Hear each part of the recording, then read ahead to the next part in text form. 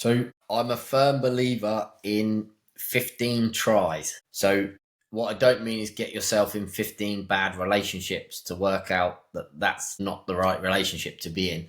But set yourself a goal of trying to recognize something 15 times, because the prefrontal cortex, the executive function of the prefrontal cortex is pattern recognition. But we need to, in order to spot a pattern, especially when we're trying to convince our limbic system to change its wiring, the sympathetic nervous system, we're convincing it through evidence. And something that I've found with my coaching of fighters, but also I wouldn't call it, I don't like the term life coaching. I just prefer like mentoring. It's if you can get 15 pieces of evidence together, that's normally enough for you to start changing those beliefs. But you've really got to gather the evidence. So along with the explorer, there's the hat of the detective or the investigator. And so you have to think there's a part of me that's trying to trick me and keep me safe. It's there for a purpose, but it's not serving me anymore.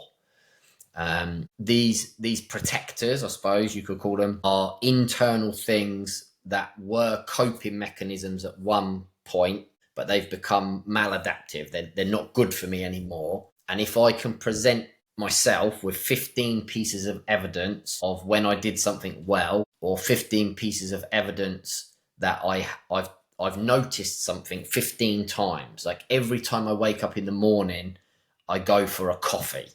And if I wanted to quit coffee 15 times, I need to write that down. Oh, today I've had a coffee. By the time you get to 12 or 13 or 14, you start to think to yourself, I really should not do this today.